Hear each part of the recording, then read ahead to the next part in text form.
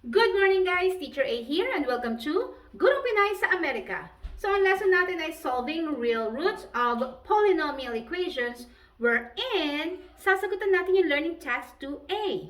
So instruction is find the roots of the following polynomial equations given one of the roots at the right side. So katulad ng ating example number 1 wherein ito yung ating polynomial equation. Given na yung isang root, hahanapin pa natin yung natitirang root. So, sa number 1, ang given ay, ang highest exponent ay 3. So, third degree siya. Given na yung isa, that means, dalawa na lang yung hinahanap natin. So, sa paghahanap ng roots, gagamitin ko ay synthetic division. Para pagdating doon sa depressed equation na quadratic na lang siya, i-factor out na lang natin para mahanap natin yung remaining roots. Okay? So, since ang ating divisor ay nakaset na, that's 1, sulat natin sa left side. Yung dividend, i-check natin kung naka-arrange na siya in descending order of powers. Ibig sabihin, yung exponent niya kailangan pababa. So, 3, 2, 1, that's constant term. And then, kopyahin na natin isa-isa yung numerical coefficients ng ating mga terms. Okay? So, dito, ano ba yung number na kasama ni x cube? Wala tayong nakikita, diba? So, that means that's 1. Followed by minus x squared. Wala na naman. So, yung minus, yun yung sign ng number. So, negative 1. Minus x, wala na naman siyang kasamang nakikita natin. So, that's negative 1. Constant term is 1. Okay? Ay, ganda. Puro 1. There. So, bring down the first term. Kapag nasa labas, i-multiply sa divisor. 1 times 1 ay 1. Isusulat sa loob sa next number. Kapag nasa loob, i-add. Okay? Dito, ito times, dito i-add, and then we will just repeat the process. Negative 1 plus 1 ay 0. So, ito na naman tayo. Multiply, sulat, add. Multiply, sulat dito, add. Okay? 0 times 1 ay 0. Then add. Negative 1 plus 0 ay negative 1. Negative 1 times 1 ay negative 1. Add. This will give us 0. Lagyan ko ng line. That means, ito yung remainder. So, ito yung constant term. Ito yung may x. Ito yung may x squared. Okay? Since ang given ay quadratic na, that means if-factor out na lang natin siya para makuha yung 2 remaining roots. So, we have here 1x squared. Since 1 yun, hindi na natin siya isusulat. X squared na lang. And then here, wala tayong may x. Constant term lang na minus 1. Then equals 0. So, ito ngayon ang ating quadratic equation. Yung galing sa depressed equation natin. So, factoring this one using sum and difference kasi ang given natin ay difference of 2 squares. So, ibig sabihin, ang factors niya ay dalawang magkapareho, magkaiba lang ng sign. Paano yon? Kunin yung square root ng first term, x squared. So, yun ay x at x. And then, isang plus, isang minus. Anong square root ng 1? That is 1 and 1. Okay? Kasi 1 times 1 ay 1 pa din. So, ito yung mga factors natin. I-equate natin siya sa 0 para makuha natin yung values ng ating mga x's.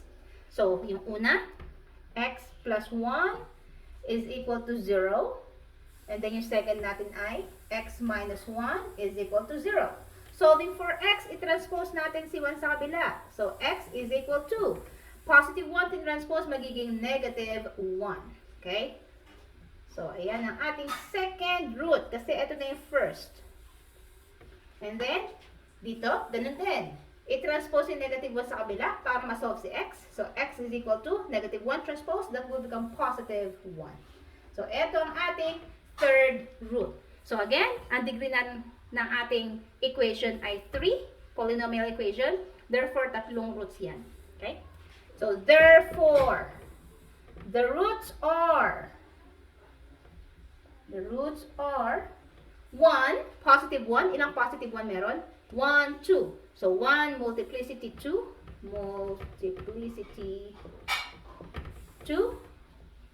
and negative 1. Kasi meron pa tayo isang negative 1.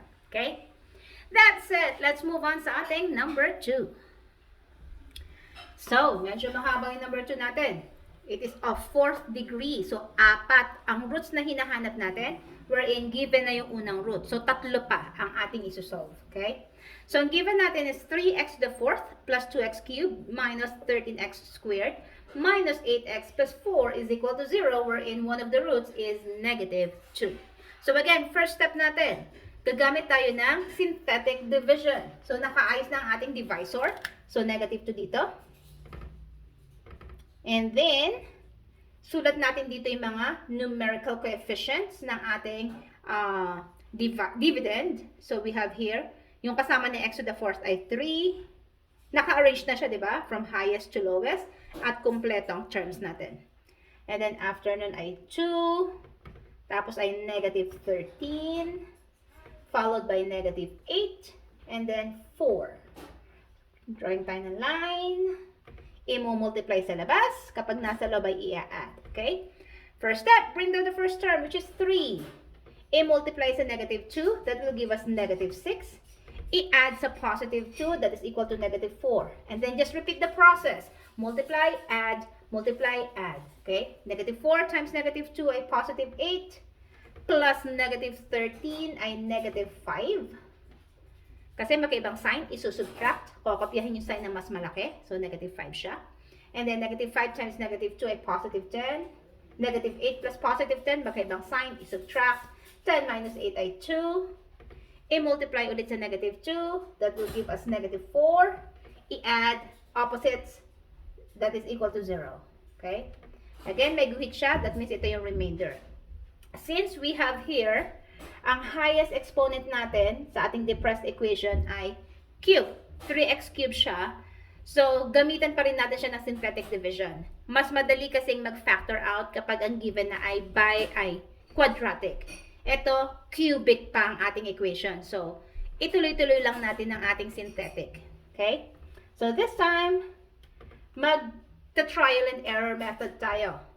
Kasi, hahanapin natin kung ano yung magandang divisor na magiging 0 yung kakalabasan. So, ibig sabihin, yung root mismo ang hinahanap natin. So, since ang last term ko ay 2, siya na rin ang gagamitin ko. Kasi mga factors ng 2 ay positive, negative 1, positive, negative 2. So, yun yung mga pwede natin gamitin as divisor. Okay? Line ulit. So, this time, eto naman siya. Bring down si 3. And then, kapag nandito, i-add. Kapag nandito, i-multiply. Bring down si 3. 3 times 2 ay 6. I-add sa negative 4. Magkaiba ng sign. So, i-subtract. That will give us 2. Repeat the process, multiply ulit, that's 4. I-add, negative 5 plus 4, magkaiba ng sign. I-subtract, so that will give us negative 1, negative, kasi mas malaki si 5, negative siya. Then, multiply ulit sa negative, sa positive 2, that will give us negative 2. I-add, 2 minus 2 ay 0. Ayan, nagaling, mahanap agad natin. So, since ito ang constant, ito yung may x, ito yung may x squared, since ang ating depressed equation ay quadratic na, so therefore, pwede na natin siyang i-factor. Okay? So, susulat ko lang, 3x squared plus 2x minus 1.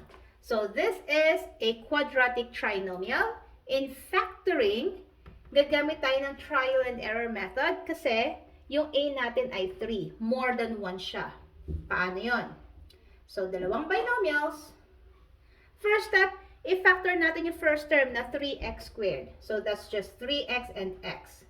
Kasi 3x times x ay 3x squared. Next step, i-factor natin yung negative 1. Wala na bang ibang factors yung negative 1, kundi positive 1 and negative 1. Now, paano natin malalaman kung ito yung mga factors? Multiply yung means, tsaka yung extremes. Kapag in-add, it should be equal to the middle term, which is 2x. Okay? 1 times x ay 1x or simply x. 3x times negative 1 ay negative 3x. Pag pinag-combine is negative 2x. Ang middle term natin ay positive. Ang nakuha natin ay negative. So therefore, mali lang tayo ng sign. This should be negative and this should be positive. So, negative 1 times x ay negative x. 3x times 1 ay 3x. Combine natin yung products, that's 2x. Okay, so yun, nakuha na natin siya agad. Erase ko lang to. So, therefore, ang factors natin ay 3x minus 1 and x plus 1. So after getting the factors, equate to 0, so for x. So yung unang factor natin ay 3x minus 1 is equal to 0. Sa kabila, x plus 1 is equal to 0. 3x minus 1, in solving for x, i-transpose yung negative 1 sa kabila. So matitira rito ay 3x. Equals, negative 1, ilipat magiging positive 1. Now, to get rid of 3, para mawala siya, divide both sides by 3, para ma-cancel out siya, kasi equal to 1 siya, equals 1/3. Okay? Kabila naman, x is equal to, i-transpose yung positive 1, magiging negative 1. So, ayun na. So, eto yung nakuha natin, negative 1, 1/3, at syempre, yung divisor na to. Okay? Plus, yung given kanina. So, therefore, sulat natin lahat ng roots. The roots are negative 2, positive 2, negative 1, and 1/3. Okay? Ganun lang siya kasimple. Next, number 3, that will be my last example. Para yung 4 and 5, kayo naman na mag-try. Okay? So, last example. X to the 4th minus 2x cubed minus 3x squared plus 4x plus 4, wherein ang first root natin ay positive 2.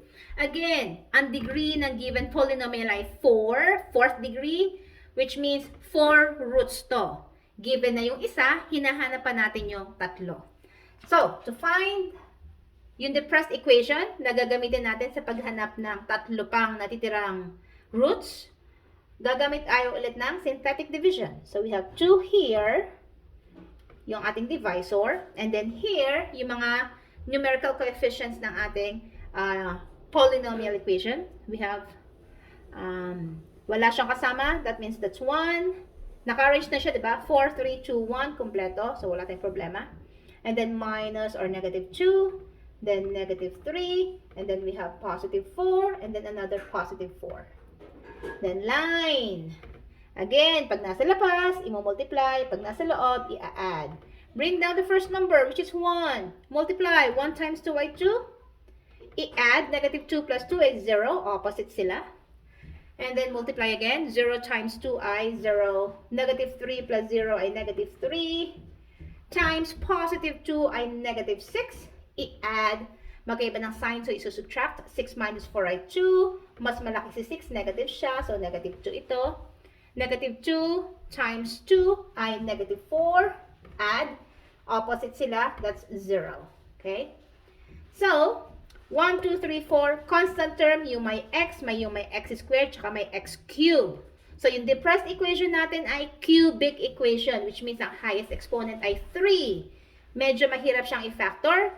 So, gagamit pa rin tayo ng synthetic division hanggang makuha natin yung quadratic equation na pwede nating i-factor. Okay? So, ang ating constant term ay negative 2. So, magta-trial and error method ulit ako para makuha ko kung ano yung root niya. Yung magandang divisor. So, since negative 2 siya, gagamitin ko ay positive 2. Tingnan natin kung ang positive 2 ay root. Isa sa mga roots ng given kapag nag-0 pa rin siya. Okay?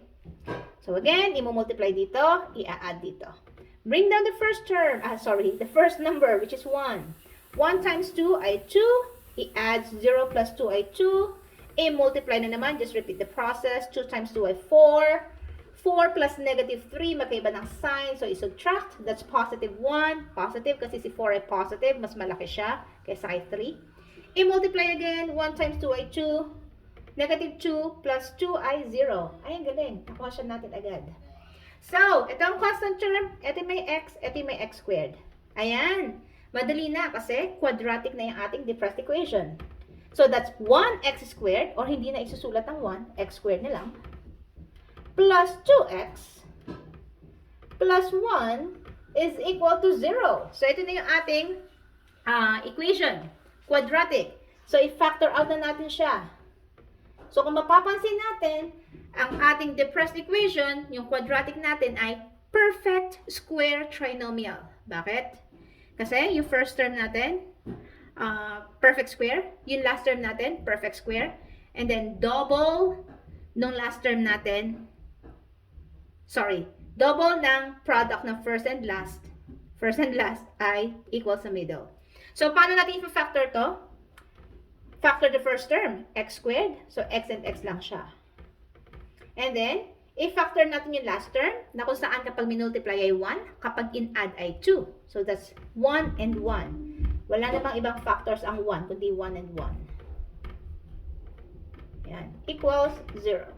So, ang factors natin ay x plus 1, tsaka x plus 1. Now, solving for x. So, x plus 1, equate natin siya sa 0. Pareho. X plus 1 equals 0.